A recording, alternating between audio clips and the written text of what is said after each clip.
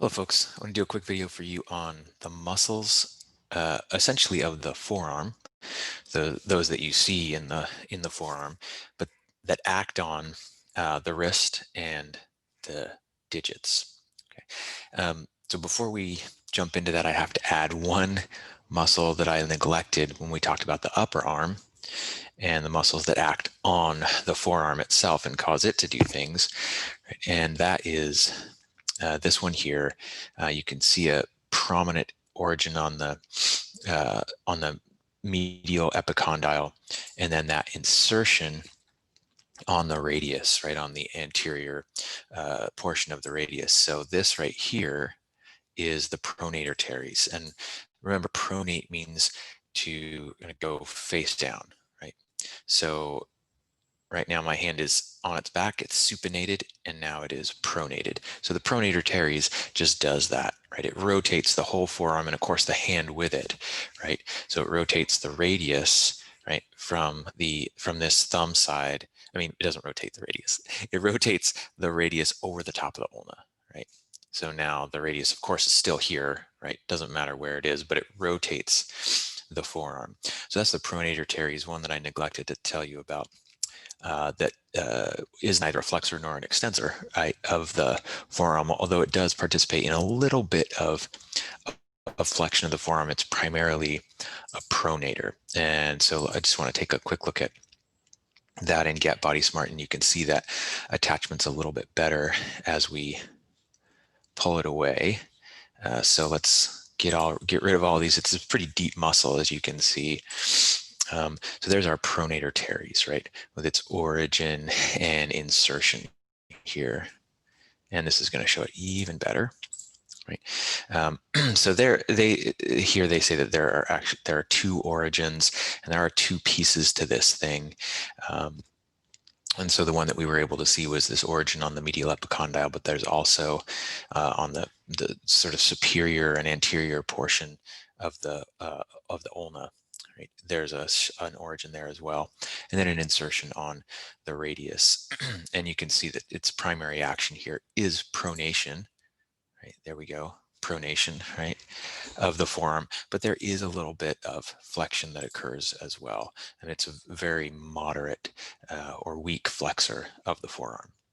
Okay, that's our pronator teres. Now let's jump back here and really think about the muscles. Remember this joint here, right? This is our joint of our forearm or of our arm is a hinge joint, and it's a very strong hinge joint. You remember the big olecranon process, that big hook at the end, the deep coronoid process or fossa and olecranon fossa on the anterior of the coronoid and the olecranon on the back of the humerus. So this is a very strong hinge joint. So really all we've got to think about here are two types of motions, right? There's flexion and there's extension, right? And we talked about that with our radius and ulna. Well, here at the joint between the radius ulna and the carpals, it's a complex joint, but it's sort of like a saddle joint. So it's mostly in one direction. It's mostly hingy, although you can get a little bit of this, right? You can get some of that. So depending on kind of where the insertion is of a muscle, whether it's this side or this side, you can get some of this. But most of what we're going to be talking about are the major flexors, right? So flexors and extensors of this carpal, radioulnar carpal joint, right? Okay, so let's think about where we should see the position of these muscles first, right? Anything that's going to flex the wrist or the digits, right, is going to be inserting on the anterior portion, right, of these carpals, or maybe in some cases we have it inserting at the base of these metacarpals, at the more proximal end of these metacarpals, right? So that's where your insertions are going to be for muscles that flex this joint.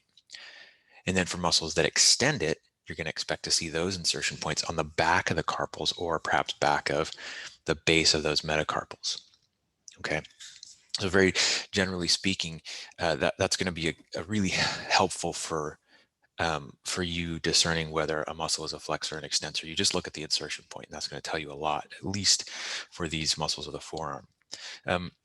We can kind of begin anywhere. So maybe we'll just start maybe we'll just start here, and you can see this is probably the most lateral of the flexors, that we have, and we've talked already about our brachioradialis, right? Remember, that one's a pretty major flexor of the forearm, right? So then if we keep moving this way, we will get our flexor carpi radialis. Okay, so you can see an origin here on the medial epicondyle. If you follow it, it's inserting on the radial side and on the anterior portion of a carpal on the radial side. So it's inserting on a carpal on the radial side. Here's our radius, right? Because there's our thumb. So this tells you, the name is super helpful. It tells you the action of this thing. Flexor, that's the action. And it tells you the insertion point, carpi, and where, what carpal, or I'm not going to ask you specific carpals, but approximately where on this wrist does it insert? On the radial side, right? So flexor carpi radialis. So moving over next to it, and now it's sort of highlighting the same thing, but it's underneath this flexor carpi radialis a bit, is the flexor digitorum superficialis. Okay, so it tells you again what it's doing. It's flexing the digits, right? So the flexor digitorum is helping you to do this. And you can see the insertion points here on these distal phalanges, right? So it's helping you to flex those. So the flexor digitorum superficialis, I'm going to take the flexor digitorum superficialis off so we can see some stuff underneath it. Okay. I don't want to see that. Here we go. So here's the flexor carpi ulnaris, right? This is really running along, the ulnar side, right? Flexor carpi ulnaris. So again, it's actually originating more or less on the medial and posterior aspect of the ulna, but you can see the insertion point also is on the ulnar side, right? So there's the insertion on a carpal on the ulnar side. So it's a flexor, right? It's still on the anterior portion of the hand, so it's a flexor carpi ulnaris because it's running along and inserting on the ulnar side. Oh, that was kind of a good image of it there too. So you can see this fairly broad origin, right? But it wraps around the front. So that's our flexor carpi ulnaris. Sorry. What have we? Oh, and then one more thin one here. No, is the flexor, and let me get rid of this one. The palmaris longus. Flexor carpi radialis, we've got you. And there's the palmaris longus. So it's a pretty deep under there, right? The palmaris longus also originating on the medial epicondyle of the humerus and inserting kind of on a broad tendinous sheath of the palm. So because of the insertion is more or less right here, it's pulling on everything, and that's an important flexor at the wrist, right? So it's inserting on a broad tendinous sheath in the middle of this. That's the palmaris longus, another flexor.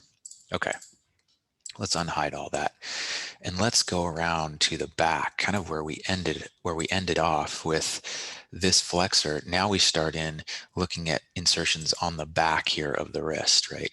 So here is our extensor now, carpi ulnaris. This makes sense. So it's originating up here, right, on the lateral condyle of the humerus, and it's inserting on the posterior, on a posterior carpal, the posterior aspect of one of these carpals. And look at the side it's on, right?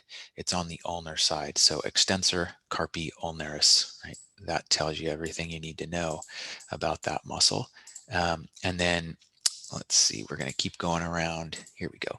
Here's an extensor digitorum, also originating on this lateral portion right here. You can kind of see this lateral portion of the humerus, and then becoming these broad tendons, or these collected into these tendons that run all along the back of the hand, right? You can kind of see those, right? These are all these major tendons of the extensor digitorum, and so finally inserting on these distal phalanges. So that's the action, right? The extension of the digits, extensor digitorum. Now, here we go. We're going to come around a little bit and see, there's the extensor digitorum. So here we've got the extensor carpi radialis. There's a longus and a brevis. Okay, so there's two of these, extensor carpi radialis brevis, brief, short. Extensor carpi radialis longus is the longer one. So here we go, sort of the lateral epicondyle of the humerus, and a bit, really a bit above that too. But that's the brevis, right? So where's it inserting? Well, there it is on the back, right? On the back. So I think right there. Yeah, so they're on the back of the metacarpal. It's kind of at the base of the metacarpal is where it's inserting, and so that is making it an extensor. And it's of course running along, which side is it running along? There's our thumb, so it's running along the radial side, extensor carpi radialis brevis, and then just anterior to that, the extensor carpi radialis longus, and this one you can see is originating further up on the posterior aspect of the humerus, but a little more proximal to the shoulder joint, and also inserting on a posterior, nope, that got me the carpal. There we go. On a posterior base of a metacarpal. All right. Okay. Now let's see. I think we've got all of our extensor carpi radialis longus brevis. That's everything for the forearm. Just want to jump over and show you that in Get Body Smart, because we can really see those origins and insertions a bit better, and maybe that's helpful for you. We can kind of work backwards here. Extensor carpi radialis longus. Let's just pull that out, right? And you can see this is on the back, right? There's the big olecranon. Oh, sorry, froze for a minute there. Okay, so we can see it here. The longus is more on this lateral portion of the humerus and the base of this metacarpal, right? And if we really want to, so the distal lateral supracondylar ridge of the humerus. Great if you memorize all that, but distal lateral humerus is also going to be okay. And then the base of the second metacarpal. So you can, if you just say base of the metacarpal, that's fine. There we go, right? So this is the origin. There's the insertion, the base of that metacarpal. And then, of course, the brevis is going to be just a little bit further down with an origin on the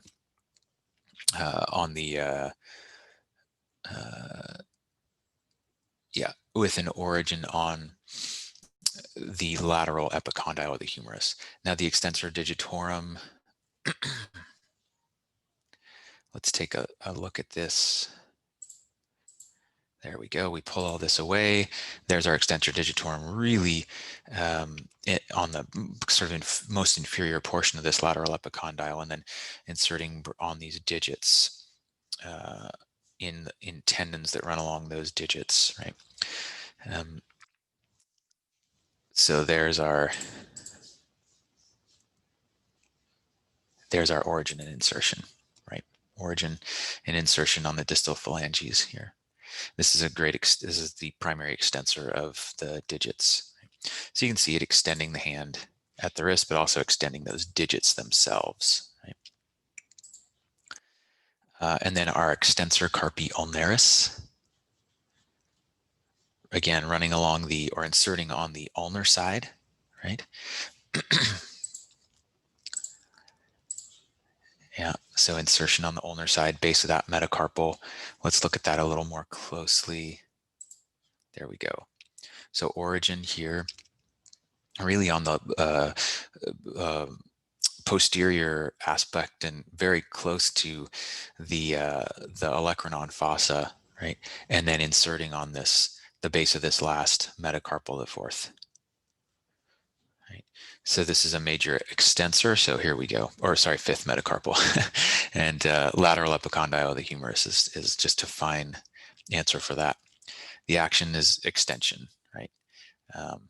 And then because of the way that it crosses and the way that it crosses sort of over here, when it's contracted, it also helps to pull, right? To pull the wrist inward. This is called inversion, right? So there's some inversion. There's that kind of the saddle joint, right? And its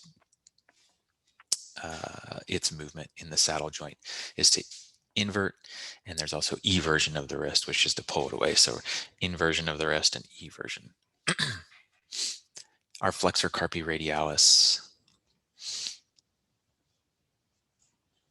we can pull these away, and you can see pretty nicely, right? This origin here at the medial epicondyle, the superior portion of the medial epicondyle, and then insertion at the base of those metacarpals, right? So here we go. There's our origin, there's our two insertion points.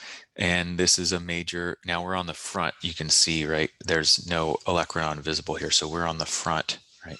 So this is a major flexor of the hand. So flexing the hand at the wrist. And now you can also see if this is shortening and it's crossing here, right? That's going to help to, this would be lateral, right? If we're in anatomical position,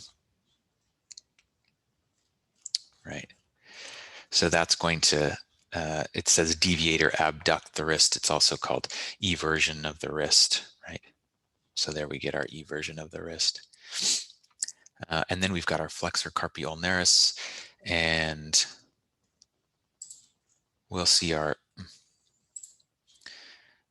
again this anterior aspect of the medial epicondyle, and then insertion at the fifth and fourth, at the at a carpal and the fifth metacarpal, and this is on the anterior side. So it is a flexor.